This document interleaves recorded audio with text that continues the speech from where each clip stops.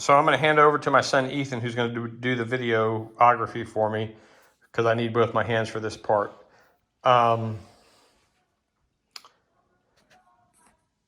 What you're going to find in this box here is all the parts you're going to need to install the fill valve.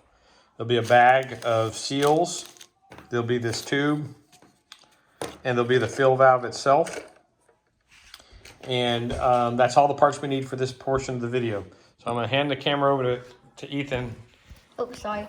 There we go. All right, so what you're going to do is you're going to take this fill valve, you're going to open up this bag, and you're going to take out this seal. You want this seal to be pointed, you want the smaller section of the seal to be pointed downward. You're going to push it onto the threads of the fill valve until it's flush with this piece of plastic up here. So just keep pushing it, don't rip it, just work it gently until it's up there and flush. At that point, that's all you're going to need to do to seal this portion of the tank from leaking. We're going to go ahead and stick this into the tank. You don't need to even look. What you're wanting to do is you're wanting to install it and have this come out. Once this comes out, you go back into your bag over here and you get out the plastic nut, if you will, that's going to be inserted on here and tighten this up. So I'm going to spin it on and I'm going to get it almost tight. And remember in the previous video, I talked about the orientation of the fill valve. Right now that's not in the proper orientation because it's too thick on the bottom. We want this thin part to be toward the bottom. So we're going to rotate this valve until that thin part, and you'll know you've got it when the valve stem here is pointed toward the handle of, that's the orientation you want it. It keeps this off the back wall, allows this to move up and down freely. So this is the position you want. Once you get it into that position, you're going to, you just tighten this up and you do not over tighten. Remember, what I typically do with a rubber seal is I'll tighten and then I'll let it sit. Over the next few minutes, the rubber inside is going to compress and this will get not loose, but I'll be able to finger tighten it just a little bit more. You don't want to use any tool. You want to use just your fingers because your fingers can be the judge. Do not over tighten this. I can't stress it enough. It will cause leaks. All right, so that's that part. Now we're going to talk about installing the flush valve. This is the flush valve and it needs to be installed inside the tank. It already has the seal installed on it in the proper position. And it's going to have a bag of parts as well. Here's that bag of parts. If you will show, there you go. Thank you, Ethan. Yo. This is going to be the bolts that hold the tank on to the toilet, along with the seals to seal the tank. And we'll cover that during the installation portion. We're going to put this on. Also in the box over there, there's the box for the fill valve, is this big orange. If you remember in the previous section of the video, the old one was black. This is orange.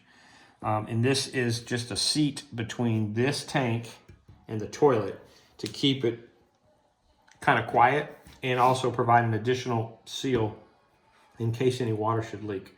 So now we're going to go ahead and stick this in. The orientation into the tank, this fill valve needs to be over in this position, not straight, not this way, not this way, and certainly not this way. So we're going to put it in, and again, we're just going to feed it through. And then once it's through like that, then we're going to take the new locking ring, comes in the box.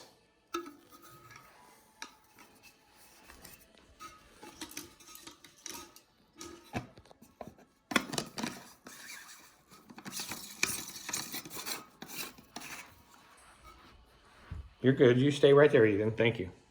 I think everybody sees what's going on, right? Yeah, they do. All right. So at this point, I'm going to stand the tank up a little bit off the edge. I don't want this to be the support point, so I'm going to have it stick off the edge a little bit. And can you get inside here, Ethan? All right. So this is not in the right orientation, and the reason it's not in the right orientation, this hole up here is where one of the bolts goes in. Well, there's no way for you to install the bolt with this in this orientation. So I'm going to turn it. I'm going to loosen this up just ever so slightly. I'm going to rotate this down, and I'll come back on the inside, and you'll see the proper orientation now. All right. Now, come back inside, Ethan, and shoot inside the tank. Now you can clearly see the two holes are accessible where I can put in my fill valve. My emergency valve for overflow water is up against the edge but not touching the tank. This is in the proper orientation. So at this point, I'm going to cinch down with my hand only. I do not need to use the tool that I use to take it off, because by hand is just sufficient. You do want it to be tight, but as much as your hand can do. And that's it. The last thing you do, this will probably fall off as you carry it back upstairs, or as I carry it upstairs, but this just fits over this. It's not snug. Bless you. Thank you. It's not snug, but it does fit right there, and we'll talk about its purpose and how it goes about keeping the tank kind of quieter on top of the toilet. At this point, I'm going to go ahead and put the tank upright. We have a little bit of housekeeping, and I'll take over the video from here. Ethan, thank you. Goodbye. All right, so we have the fill valve installed with a thin portion toward the back so that this can go up and down without touching the tank. And then we have our critical line, which is just below this output, water output. So when you fill the tank, just so you'll know, down here there's some edges, there's holes cut into this pipe. And the water that fills the tank actually comes from here. So it fills from the bottom up. This is the excess water due to the pressure that's coming from your home system. And this just is going to get connected with that tube and go down here. And it's actually going to go into your wastewater immediately. But there has to be some relief so we don't overpressurize this fill valve with 40, 50 pounds of pressure. So this is basically a release. Some people actually push them into the tank so the tank will fill even faster and won't be wasting any water whatsoever by going down here. However, the manufacturer says don't do that. I'm just going to follow their direction.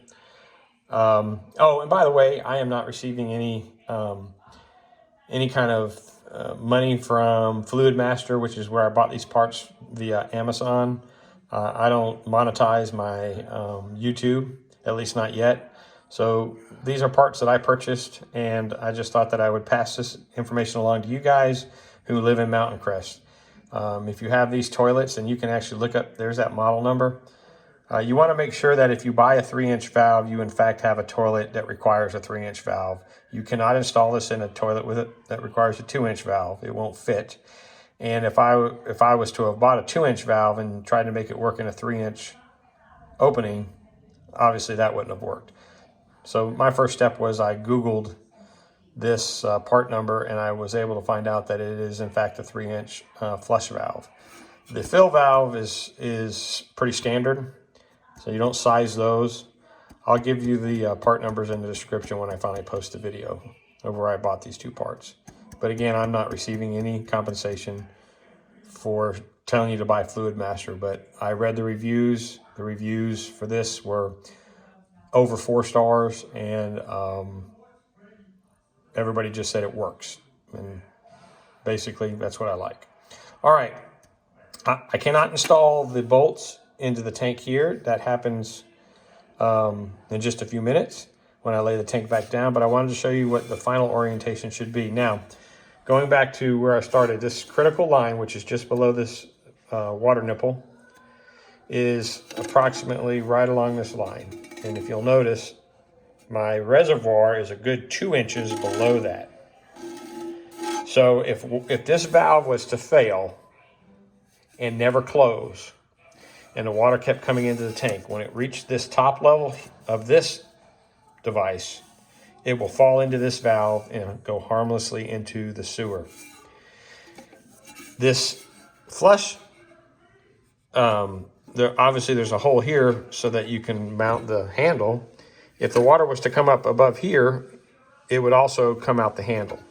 This has to be above this critical line, and this has to be below this critical line. And then that way you never have a flooding situation from a runaway valve. Just keep that in mind. This needs to be the lowest point in your tank, and that will save you from having a flooded bathroom. All right, I'm gonna lay the tank back down, and we're gonna talk about installing the retaining bolts. And we can do part of that now, and we do the last part when we actually install it on the back of the toilet. So I'm gonna lay the phone down for just a second. Give me a minute. All right, so we've got the tank down. And again, never stand the tank up once you install this and allow this to be what is the weight of the tank going through. That's why I always head it off the side here, because you could probably cause the seal to not sit right. So never stand it upright on this. All right, so on the flush valve, you come with a bag of parts. And I'm gonna go ahead and I'm gonna open up the bag of parts. And I'll tell you what we need to get out of there.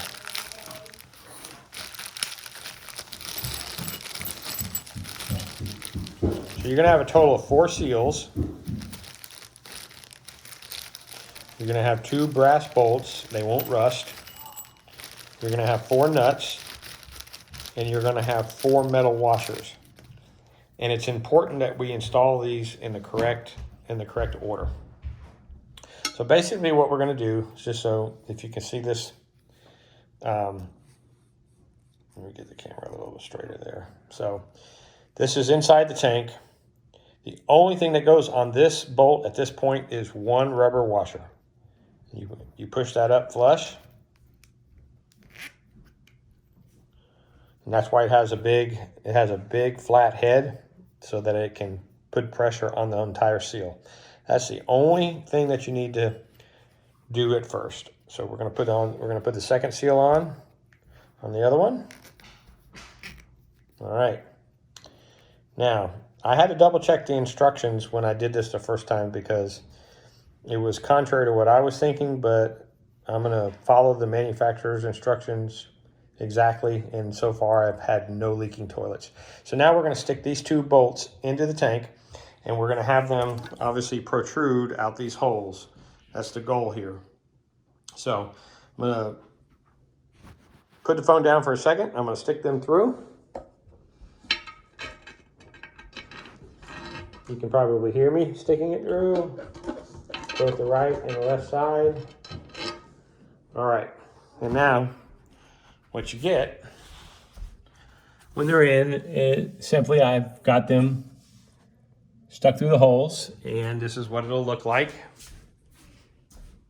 on the other side. Now we're going to install a metal washer. The reason we want metal is because this, again, is a type of clay or porcelain. It can crack, so we don't want anything turning like a bolt, a nut, directly on this surface. So that's what's going to protect that. So we're going to put 1.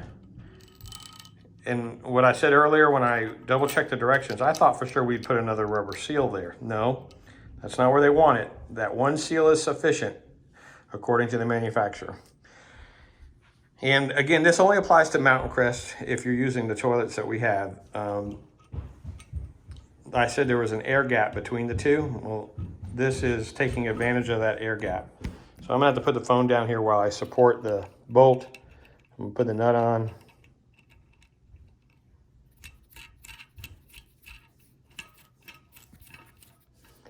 And all I'm gonna do right now is just get it on there so that it's flush. Of course, I've got part of the thread apparently is what we call boogered up. And that's a very non-technical term. I'm gonna see if I can get past it. Yep. So I'm gonna continue to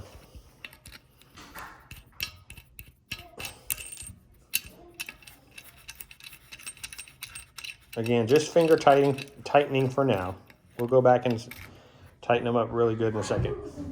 Again, we're going to do the other side. We're going to put the metal washer on. No need to put the other rubber seal yet. And then I'm going to put this nut on. I'm going to run it up. And these threads don't appear to be messed up at all because I was able to spin it right up very quickly. All right, so these two are snug tight. Now I'm going to go back to my socket.